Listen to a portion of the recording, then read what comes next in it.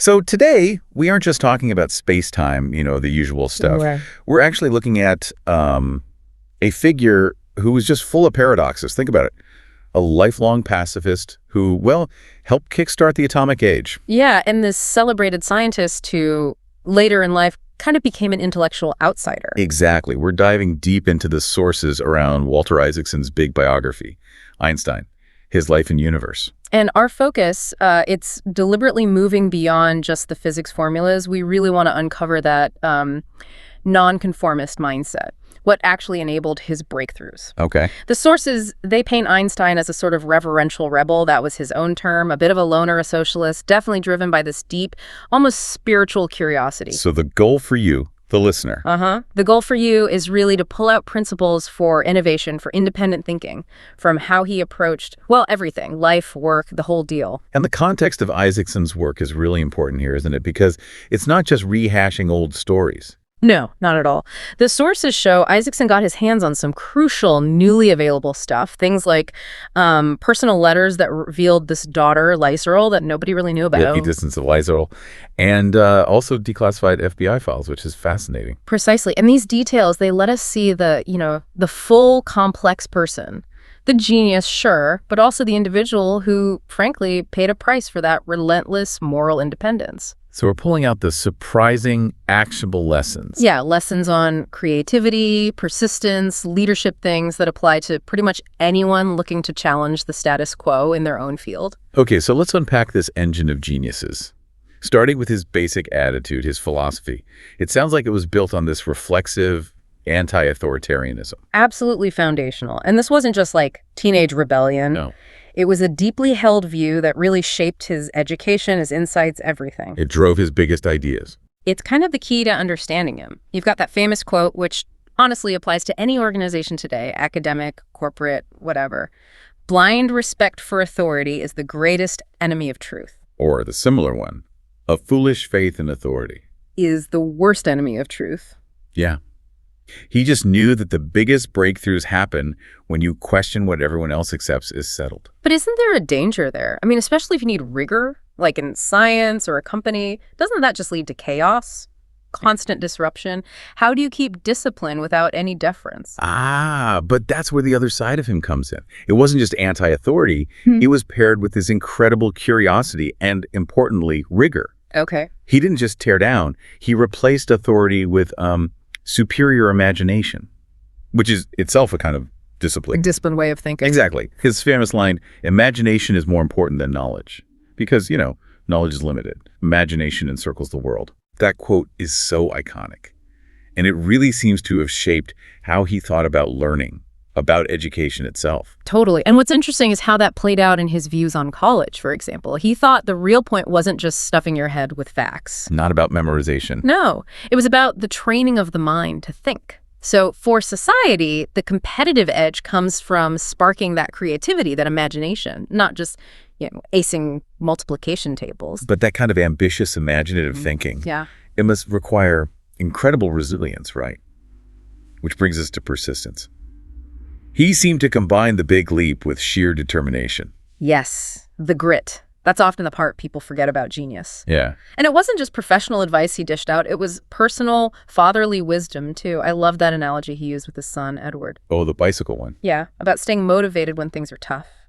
Life is like riding a bicycle. To keep your balance, you must keep moving. Simple, but profound. And that relentless drive, it was always aimed at finding the simplest truth, the most elegant explanation, which leads us to his superpower, simplification. Absolutely. And if you think about that in terms of leadership, being able to boil down incredibly complex things is just essential, isn't it? For communicating strategy, for anything. It really is the gold standard for high-level communication. His knack for distilling these huge concepts, it's legendary. There's that great story about his second wife, Elsa. Apparently someone was showing her all this complex, fancy equipment at an observatory, explaining how it was used to figure out the shape of the universe. And she just said, sort of matter-of-factly, well, my husband does that on the back of an old envelope. Wow. That is clarity. And for you, the listener today, whether it's a product strategy or some new theory, you've got to be able to simplify the complex like that if you want people to actually get it and act on it. And what's so interesting is how this passion for simplicity existed alongside his own really complex scientific path, like the Nobel Prize. People assume it was for relativity, but it wasn't. Yeah, that's the thing that always gets people. It was for the photoelectric effect, right? Proving light acts like particles, photons. Exactly. Foundational work for quantum physics, actually. But still, the fact he never got the Nobel specifically for general relativity, the thing that completely rewrote our understanding of gravity in the universe, it's kind of stunning. It really is. Shows you how long it can take for even the biggest ideas to be fully accepted. Maybe the political side of recognition, too. For sure. And yet, ironically, after about 1925, he became the outlier. He spent, 3 decades stubbornly poking holes in quantum mechanics, calling it incomplete. Even as everyone else was jumping on board. Right. While he was off chasing his unified field theory right up until he died, he wasn't afraid to be out of step. No, definitely not afraid to be the odd one out, scientifically or, philosophically. Never. His view was always bigger than just the math. He saw deep connections between science and, let's say, philosophy, or even a kind of cosmic religion. That's where you get quotes like, science without religion is lame, religion without science is blind. He felt there was a harmony there. A harmony, yes. And he believed the most beautiful feeling we can have is the mysterious, that sense of awe. That's at the heart of real art and real science. That feeling was the engine for him, the awe of realizing there's something out there we can't fully grasp. That's what drove the work. Okay, so moving beyond the pure science for a minute. Yeah. Let's talk about the political side, his moral courage. Sources are pretty clear. He had strong socialist leanings, instinctively pacifist, saw nationalism as, an infantile disease, the measles of mankind. And just to be clear for everyone listening, we're simply reporting these views impartially from the source material. Absolutely. And his moral stance wasn't just talk. One source specifically notes how he actively spoke out against racism and segregation in the U.S. when he lived there. He used his platform. He really did. For social justice. But that kind of outspokenness, that anti-authoritarian streak, it drew suspicion, didn't it? Especially in Cold War America. What did those FBI files actually show, the ones Isaacson got access to? Yeah, they show an incredible amount of suspicion, almost paranoia, directed at him. J. Edgar Hoover basically thought Einstein had to be subversive because of his politics and his questioning of authority. Wow. The significance for us, I think, is seeing the real cost, the courage it takes to stick to nonconformist beliefs when powerful institutions push back. He ended up in Princeton, of course, after fleeing Nazi Germany. Never went back after, December 1932. Never saw Germany again. But despite the pressure he sometimes felt in the U.S., it's interesting what he thought about America overall as a place for free thinking. He was, in the end, quite impressed. He observed that even with waves of intense politics like McCarthyism, America's fundamental tolerance for free thought, free speech, nonconformity, it allowed the country to sort of return to normality. He called the constitutional system a constitutional gyroscope.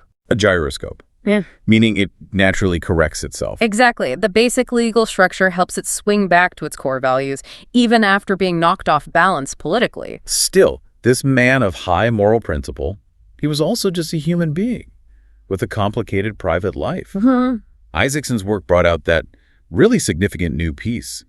The daughter, Lyser, with his first wife, Mileva Merrick, before they were married. Yes. And her fate. It's still murky from the evidence we have. Maybe adopted, maybe died young from scarlet fever around 1903. We don't really know for sure. But it adds this layer of complexity. Totally. It just shows genius doesn't mean perfection in personal life or an absence of regret.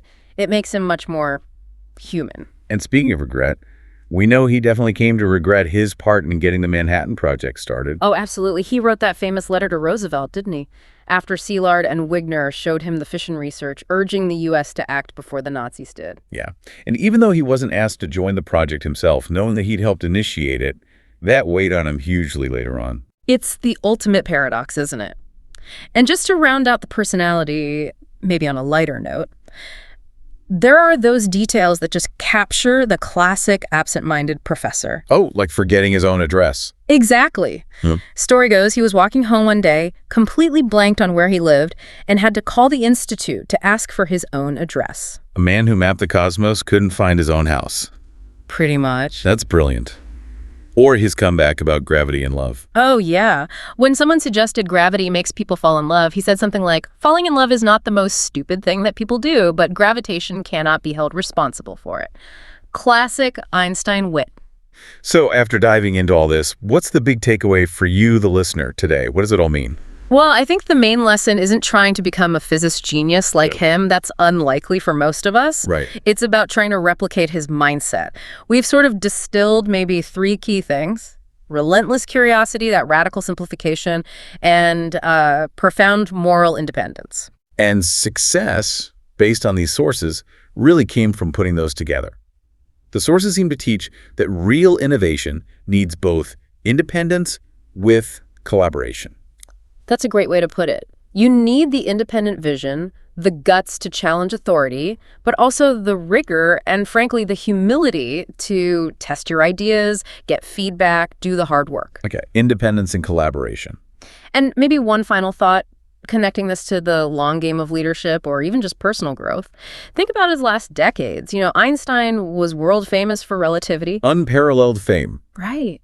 But he spent those later years as an outlier, didn't he? Stubbornly chasing the unified field theory, rejecting parts of quantum mechanics. Well, that became the main frontier of physics. It raises a really interesting question about legacy, and maybe about knowing when to hold them and when to fold them, intellectually speaking. Exactly. So the provocative thought for you might be, what can you learn about leadership, about your own growth, from understanding when it might be time to step away from the crowd?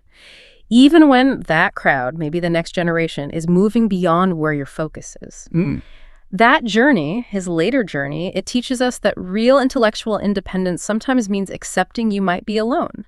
And sometimes the price of sticking to your guns is, well, being left behind by the mainstream. It's a powerful lesson, I think, in charting your own course, no matter what the consensus says.